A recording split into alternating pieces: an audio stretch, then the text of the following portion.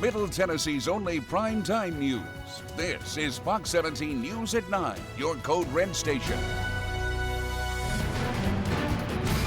We begin with breaking news involving Dolly Parton. The entertainment icon announced her husband, Carl Dean, has passed away. No cause of death was given. Dean was 82 and largely remained out of the spotlight during their nearly 60-year marriage. The couple tied the knot back in 1966. Several years ago, Dolly talked to Fox 17 News about how romantic her husband was. He goes out and picks the wildflowers first thing in the spring, or he'll write me little poems, whether they're funny. He's a very funny guy. So most of his poems are fun, but he does write every once in a while a very serious, heartfelt something. Have you ever used anything in his poems in your writing? No, I wouldn't want to steal from him. Dolly says Dean will be laid to rest after a private ceremony. To hear more of that interview with Dolly Parton talking about her now late husband, Carl Dean, go to the Fox Nashville YouTube channel and watch her comments on our reels. And more breaking news coming from the White House. That's where President Donald Trump has stopped all U.S. assistance to Ukraine. The decision comes after last week's contentious Oval Office meeting with Trump, Vice President J.D. Vance, and Ukrainian President Volodymyr Zelensky. A White House official said Trump is focused on reaching a peace deal to end the more than 3-year war sparked by Russia's all-out invasion of Ukraine and wants Zelensky committed to that goal. The official added that the president is pausing and reviewing the aid that we sent to ensure that it is contributing to a solution. Turning to the weather now, we're keeping a close eye on our radar. Chance for severe weather has us in a code red weather alert tonight. And on top of storm chances, we're expecting strong winds, some topping out at 40 miles an hour. Fox 17 Code Red Chief Meteorologist Katie Morgan here tracking the system.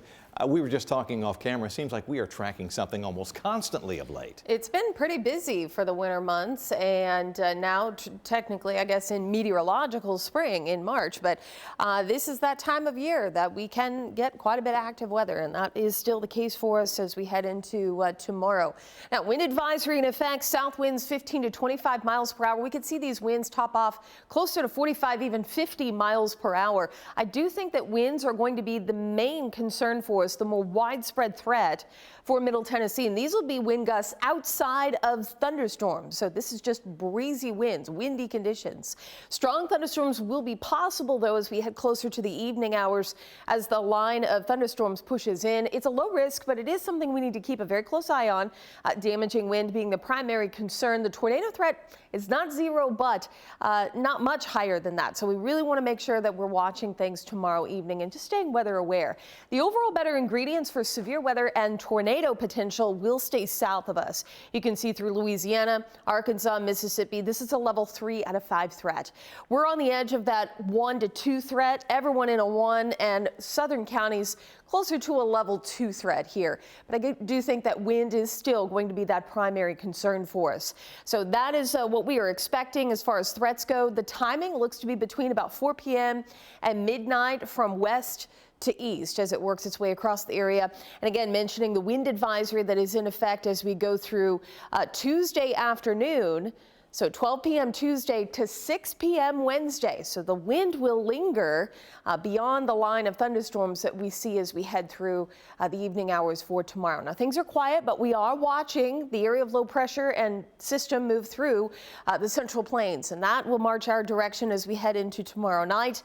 Temperatures stay cool for the overnight hours under a quiet sky, a mainly clear sky. Much different story 24 hours from now. We will talk more about timing and walk you through future track where we might even see some snow showers come Wednesday. That's all in your Fox 17 Code Red forecast. The legislature and the governor need to find money to support the victim services in Tennessee. New tonight, Tennessee nonprofits and some other groups are asking the governor and legislature for state money to help crime victims obtain desperately needed services. This after federal money's drying up. The Sexual Assault Center here in Nashville depends on that federal money. Fox 17 News' Karen Aguilar now live with new information after an important meeting in which these organizations made a collective pitch for help because some of these programs risk shutting down. Scott, the president of the Sexual Assault Center, was a key figure at today's meeting. She's begging the governor's office to come up with a new funding plan. She tells me it's urgent. Otherwise, thousands of people won't be getting the help that they need. Annie Wortham's life changed forever when she answered a knock at the door from a stranger. She was 21 years old then, and still, years later, she remembers the brutality and trauma. He came in, he pushed me down on the ground, and he raped me. From that horrific moment on, Wortham felt unsafe. She placed knives in her shower for protection, spiraled into frequent panic attacks, and engaged in destructive behavior. That is, until she found some peace while in therapy at the Sexual Assault Center. That counseling is now at risk of being taken away, as well as help for victims of all kinds of crime. Money for the Victims of Crime Act, better known as VOCA funding, is running out, meaning long wait times for victims and some rural nonprofits closing their doors. It's terrifying. VOCA funding relies on fees collected in federal court. As more plea deals are accepted, court fees go down, meaning less funding for these agencies. Other states have stepped up financially to fill the gap, but Tennessee hasn't. The Tennessee Victim Service Providers Alliance signed this letter asking the state for $25 million to balance the budget. Rachel Freeman is the president of the Sexual Assault Center and met with the governor's office on Monday to get answers. It was optimistic as far as hoping that that the governor puts funding in his supplemental budget to support victim services. We did not get what we had originally hoped, which was to be in his original budget. They're also calling on lawmakers to vote in favor of it. Verna Wyatt is the co-founder of Tennessee Voices for Victims. This is a crisis, and it's not a joke. Advocates say it could be the difference between life and death. I honestly don't know if I would be alive.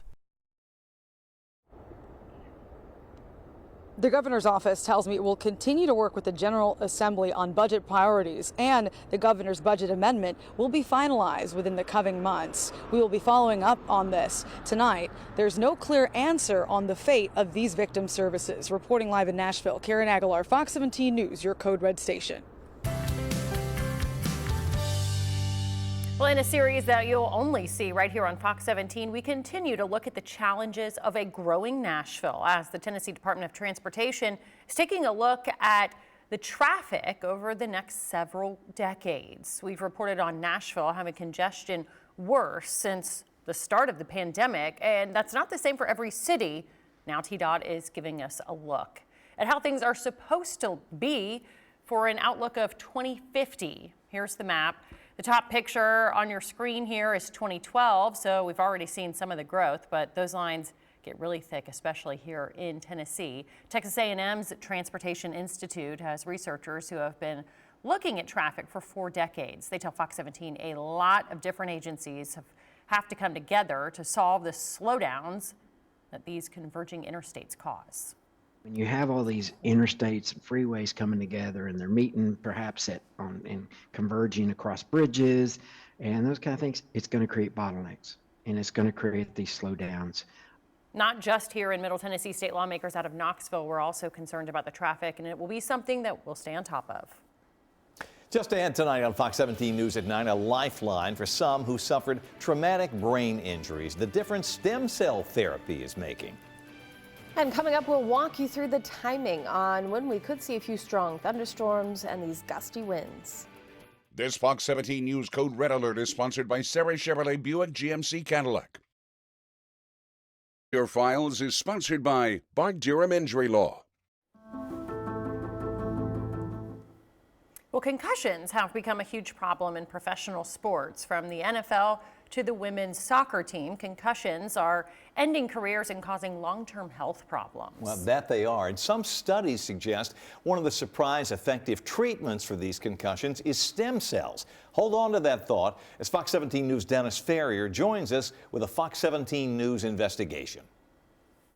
There comes a time when some medical treatments that were experimental become the standard. Remember arthroscopic surgery, heart valve replacement, they were all new at one point. Well, we're not there yet with stem cells and concussions, but wait till you see this story of a Shelbyville teen and her awful accident. The smile child makes efforts on the grass. Bella Leverett sits cuddled up with a book. This moment you are watching right now is nothing short of a miracle. You will understand when we show you this. Watch it again. It happened so fast. This is Bella coming home from her high school graduation party, playing with the radio. She overcorrects and flips her Jeep over and over. She survived, thank goodness, but suffered serious head injuries. Initially, she was diagnosed with post-concussion syndrome. And then later, when she had an MRI, the neurologist diagnosed her with traumatic brain injury. And we were talking long-term, 18, 24 months rehab with therapies. Bella's life instantly, dramatically changed. She had to quit her job as a gymnastics instructor. She gave up the skateboard, gave up her guitar. She couldn't even read a book and passed out frequently. The words would kind of like swim on the page. It would make me really exhausted. It was really hard because I felt like everything that I enjoyed doing, I couldn't do it anymore. And all I wanted to do was get back to the things that I love to do, and I couldn't do any of it. So it was very hard for a while. Think about it. A brand new high school graduate, college on hold, feigning regularly, a possible 2-year recovery. Would things ever be right again? We were scared there were going to be things that wouldn't come back. And I knew how devastating that would be for her. Out of desperation, the family tried stem cell therapy. Some studies show stem cell treatment can quickly reverse concussion and brain injury. They ended up at the Kellum Stem Cell Institute under the care of Dr. Ethan Kellum. It speaks volumes. We believe in it. There's research that shows it. And, now you have people walking around that have had it and they're doing better with it. So it's just, more evidence on the big pile of evidence that's already there. And so we're thrilled. We're thrilled for Bella, first and foremost, but thrilled for the people that we're going to see down the road. You've seen it for yourself how stem cells have changed Bella's recovery, almost completely restored in just a couple months. Makes you wonder if there's a bigger application. When you see results like this, when you see the accident and you see Bella, you wonder, why aren't professional sports using stem cells? It seems like with the problems with concussions in the NFL and soccer and the NHL, that this would be standard protocol. Is that what's coming? Yeah, I think it is coming. I think that, those guys sometimes are very skeptical of it. So it takes, what we do to kind of bridge that gap. But for Bella Leverett, the gap is already bridged. She got Bella back. I would say it's amazing, and if anyone can get it, they should get it. It's been an amazing help. Think about the possible benefits with high school, college, and pro sports hurt by massive number of concussions. Is this the future of concussion treatment? Exciting to think about. I'm Dennis Ferrier, Fox 17 News, your Code Red station. Fox 17 News Farrier Files is sponsored by Bart Durham Injury Law. Well, city leaders and parade organizers in New Orleans keeping a close eye on the weather as the city celebrates Mardi Gras. High winds prompted city officials to change the parade schedule, starting some of the festivities earlier than originally planned. The New Orleans Police Department warns if winds create unsafe conditions, parades will be canceled. Authorities are urging community members to do their part to keep everybody safe. No umbrellas, no tents, anything that could be a fly in the wind and cause physical harm. A high wind warning issued for the area Tuesday. According to the National Weather Service, sustained winds up to 35 miles per hour are expected, and gusts could top out at 60 miles per hour.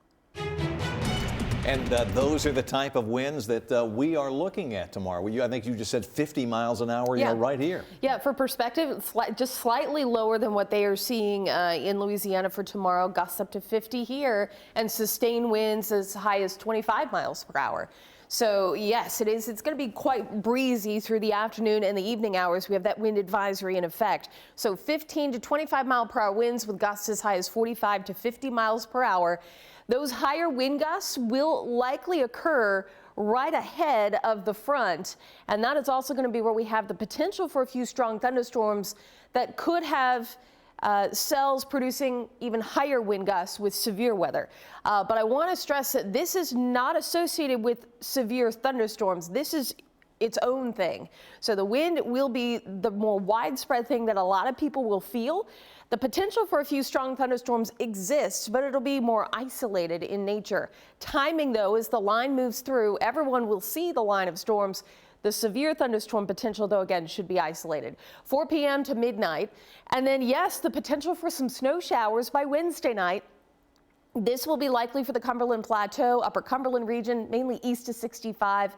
Little to no accumulation, but just something I feel like I need to mention because we're getting more into March, and you tend to forget that we can still get these little batches of snow showers pushing through.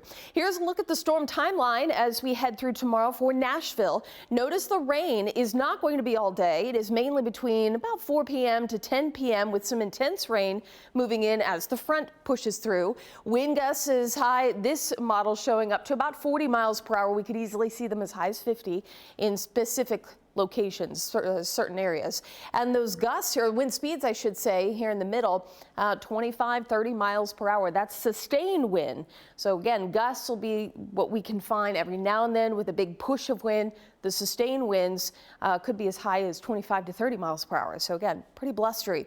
With that in mind, the potential for a few power outages will exist. The high winds and the potential for a few strong thunderstorms could bring a few trees down and or power poles, so keep that in mind as well.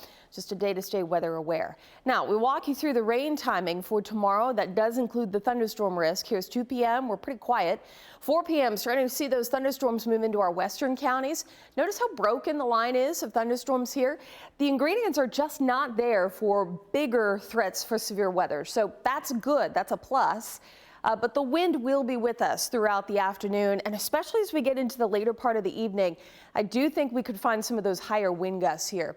Intense rain also possible. This is through 8 p.m., so expecting that line somewhere between 6 and 8 p.m. for the Nashville metro area. And then as we head deeper into the evening, I'd say between 9 and midnight, we'll see that line pushing through the Cumberland Plateau.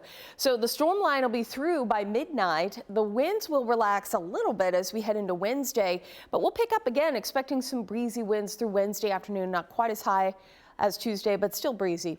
Here's 5 p.m. Light rain showers could potentially begin to mix in with some snow showers. Again, for those along and east of 65. This is 9 p.m. Wednesday night.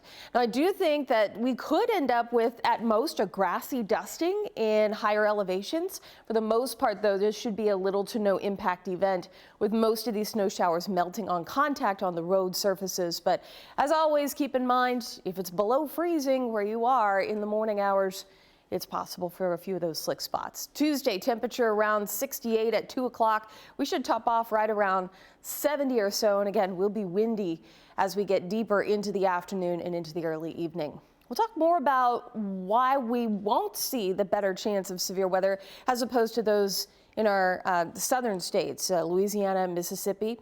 And later on, we'll talk too a little bit more about the 5-year observance of the March 2nd, 3rd, 2020 outbreak. I do hope that schools will be reasonable to work with parents. An important vote on a bill to ban cell phones in Tennessee schools, the latitude this bill gives to local school districts. And booksellers cutting back on the number of paperbacks they make. What led to this decision? Tonight in Crisis in the Classroom, a bill requiring Tennessee school districts to adopt an official policy banning cell phones during class time takes an important step forward.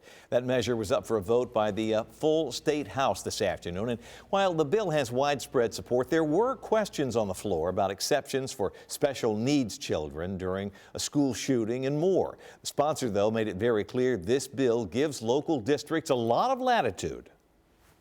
They have a choice of what to do with those cell phones when a student enters the building with them. They have a choice of their policy as far as disciplinary measures.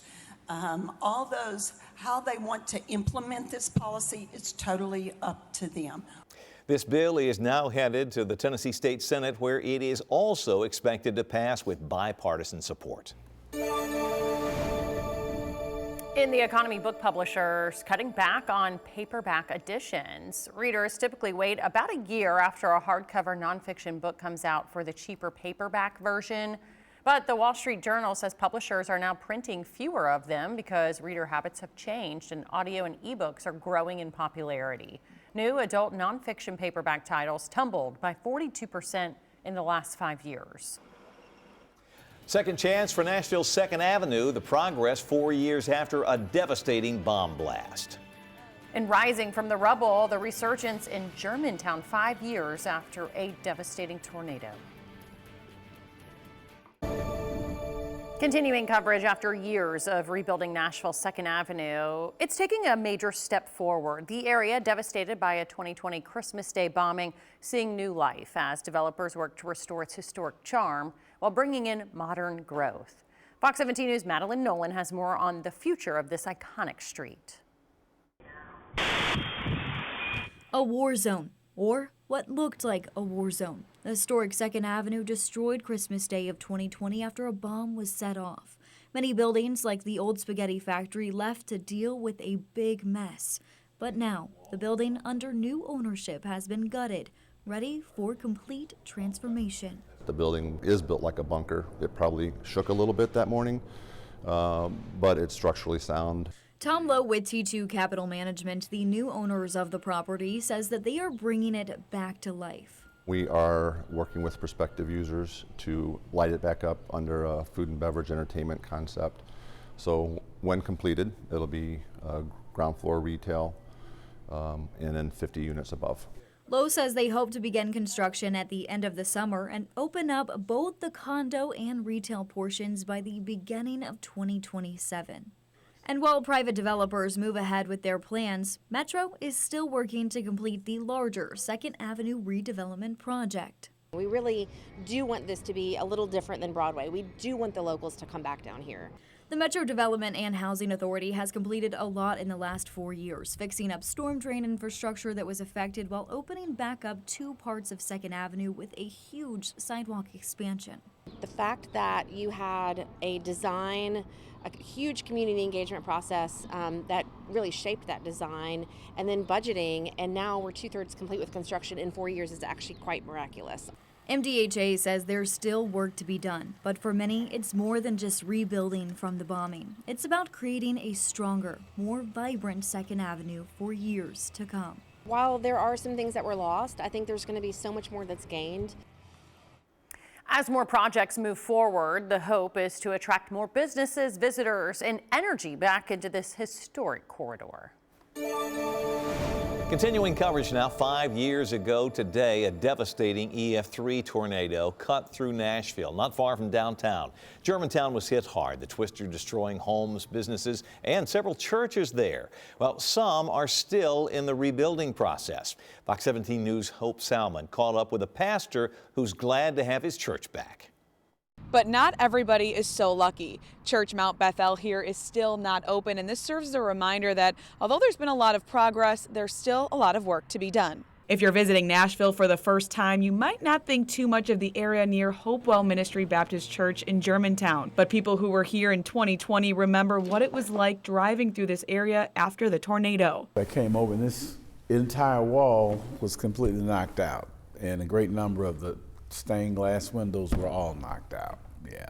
So it was quite a bit of damage. Pastor Derek Moore is talking about what he saw minutes after the EF4 tornado knocked down his church. So it was haywire. Plus it was not easy to get over here because there were so many down lines. And we were just unsure whether to drive over here or not with all that we saw around. It wasn't the first time Pastor Moore had seen devastation like this. The steeple had fallen outside, and this was the second time since I've been here that this church was tore up by a storm. A little more than 3 years later, he told me faith was restored in the church. Because we are such an older building, there were a lot of upgrades that would have normally been required, but because we were historic, they were very favorable for us. But not everyone was so lucky. Their sister church, Mount Bethel, has yet to reopen. There are still many signs of recovery even 5 years later, and I think for anyone who was friend or family to the people that lost their lives in the tornado, there may never be an end to that recovery process. Church Mount Bethel is set to open in May. Church members say that their faith has never wavered, but they can't wait to be inside again. Reporting in Germantown, Hope Salmon, Fox 17 News, your Code Red station. And to talk a little more about March 2020, we had 7 tornadoes that touched down in Middle Tennessee that night that all came from the same supercell. So it was one storm that we tracked across Middle Tennessee, producing 7 tornadoes in Middle Tennessee. Unfortunately, 25 people were killed. It was the deadliest outbreak that we've seen since April 27, 2011 in East Tennessee. That's for the entire state. An EF4 tornado was in Putnam County. That one touched down, the worst on record in Putnam County. And an EF3 60-mile-long tri-county tornado that included the one in Davidson County. It's the longest on record in Middle Tennessee. So putting the lines here on the map, you can see the color coding as well. We had EF2 damage throughout portions of Benton County and into Humphreys County. And then the Tri-County tornado moving through Davidson County, Wilson County, and Smith County produced EF3 damage. Then out towards Putnam County, we had the EF4 that moved through Cookeville. And unfortunately, 19 people lost their lives from the EF4 that moved through Putnam County. As always, a good reminder to make sure you have several ways to stay alert during severe weather events. Our Fox 17 Code Red weather app is a great tool to have, and it is free, so make sure you download it. I do not expect tomorrow to be like 2020, but always good to have those ways to stay alert anytime that we have weather moving in. We'll talk more about tomorrow's potential weather day coming up. Scott. Katie, thank you. Also ahead, making strides, the progress being made on the Titans' new downtown stadium a year after groundbreaking. And Spotlight on America finding only one hospital made safety improvements after the FDA warned about a dangerous chemical that could pose harm to patients.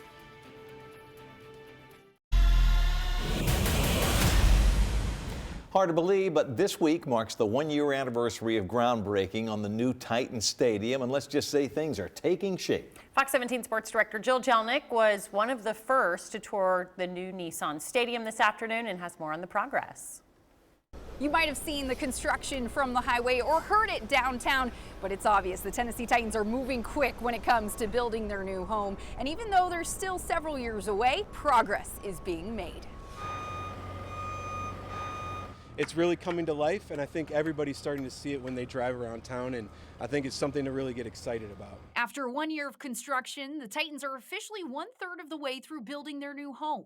Their focus leading up to this year had been the concrete superstructure and the development of the steel superstructure.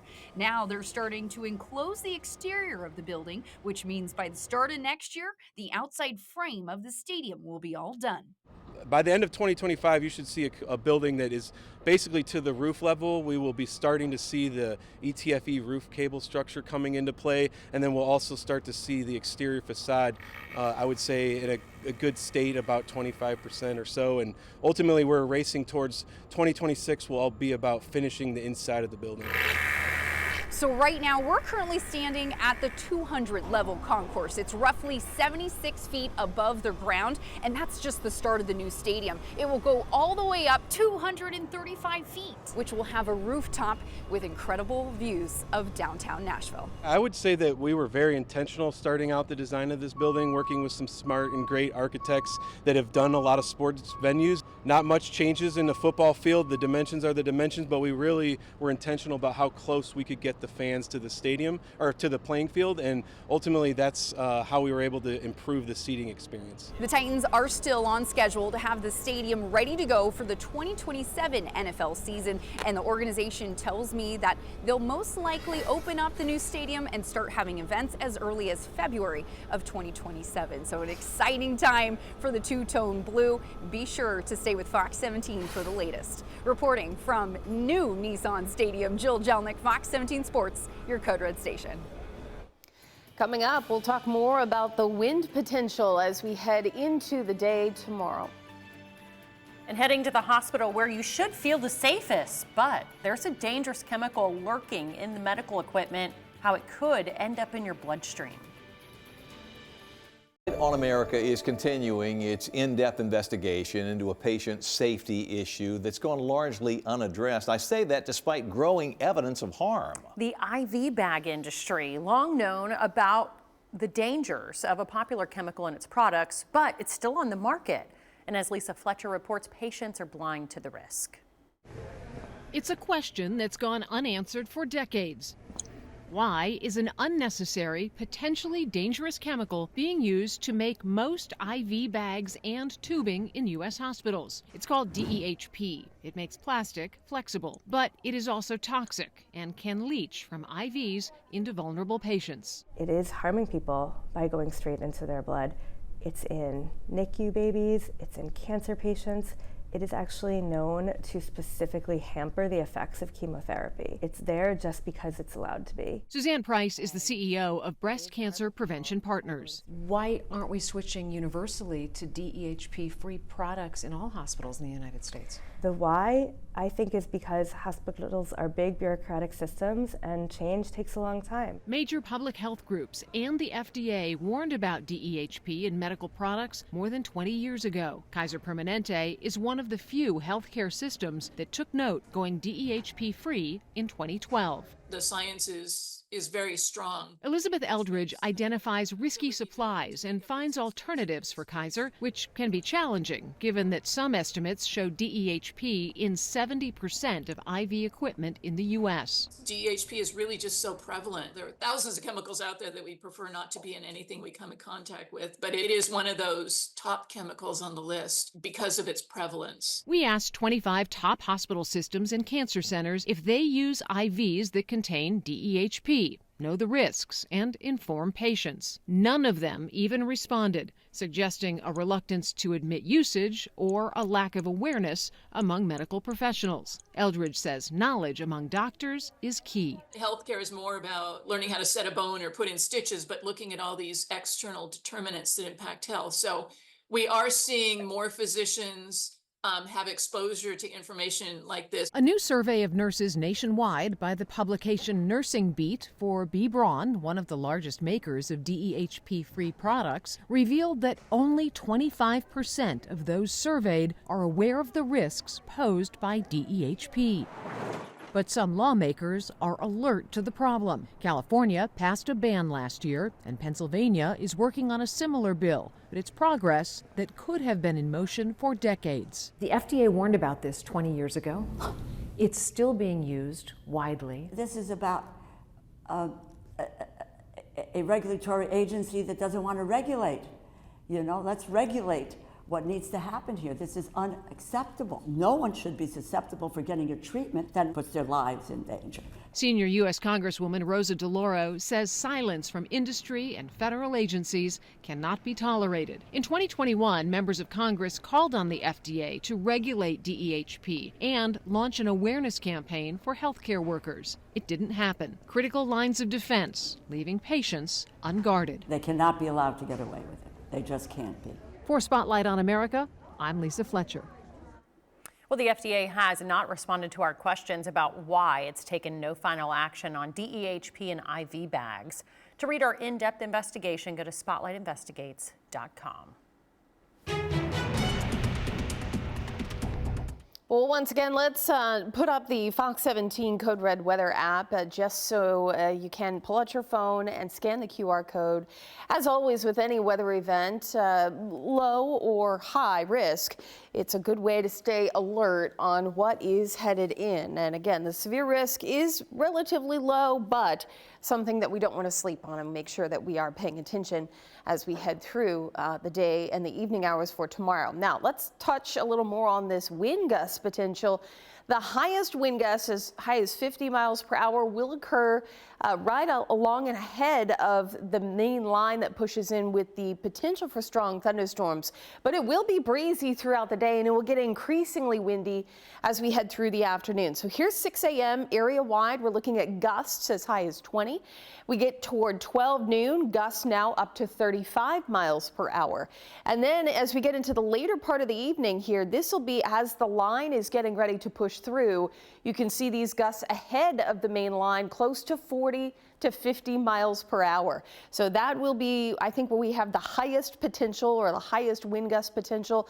It'll be early evening hours. Notice as we head toward 9 p.m. for the upper Cumberland region and Cumberland Plateau. On the back side of that front, the winds relax a little bit, but not completely. As we get into Wednesday morning, we're still seeing gusts 25 to 30 miles per hour, and that will linger into the later part of the afternoon hours before we finally start to see those winds taper off a little bit. So tomorrow, we are in down the road territory, folks. Where's my trash can? Down the street. That's the potential that we're looking at if tomorrow is your trash day, or if you have anything else that is loose outside, you want to make sure you bring it in or secure those loose items to make sure that they are not blowing down the street, because that is a possibility with some of these winds expected in the later part of the afternoon and into the evening hours as well. Now, one of the reasons why we really aren't seeing better ingredients for severe weather is the lack of moisture. I don't know about you, but have you been feeling dry, your skin dry? We are in a very dry atmosphere as of right now. So as we walk through tomorrow afternoon, this is a look at our dew points, and the dew point is the measure of moisture in the atmosphere. For severe weather, there is a magic number of 60 degrees that we need. So anything below 60 degrees is going to be hard for severe thunderstorms to thrive. And this is 3 o'clock and we're looking at low 50s, so we would not likely see severe weather here. As we get towards 7, 8 o'clock, we are upper 50s at best. And so again, the fact that we won't reach that magic number of 60 is a good sign for us, and hopefully this holds true. We just don't have the moisture needed, and we don't have the instability, the storm energy as well to get these storms going. So that's all good. Hopefully that will be the case, but again, it will be breezy and windy throughout the afternoon and evening. Temperatures next 7 days range from the 50s to the 70s. Just ahead, a lifeline for teens aging out of foster care. The local organization helping to set them up for success. And from pro wrestling exec to Madam Secretary, the qualifications for new Trump education chief, Linda McMahon. In your community tonight, a lifeline for the more than 800 Tennessee teens like this young man who age out of Tennessee's foster care system every year. It's a local organization that serves as a support system. Fox 17 News' Chris Nall shows us how that support helps these teens steer clear of challenges including homelessness, substance abuse, and incarceration. Without a safety net, these teens are vulnerable, but thanks to Youth Villages and its Life Set program, they're setting these teens up for success in life. Most people didn't think I would get out of them and do good, but got the help I need and I beat the odds. Isaiah McCauley lost his mother when he was 14. He went to live with his grandmother, but tragedy struck again only a few months later when she passed away. With no other family to help, McCauley went into foster care and at 16 got plugged into Life Set. This program benefited me a long way. I mean, I feel like I wouldn't have even graduated high school if it wasn't for this program.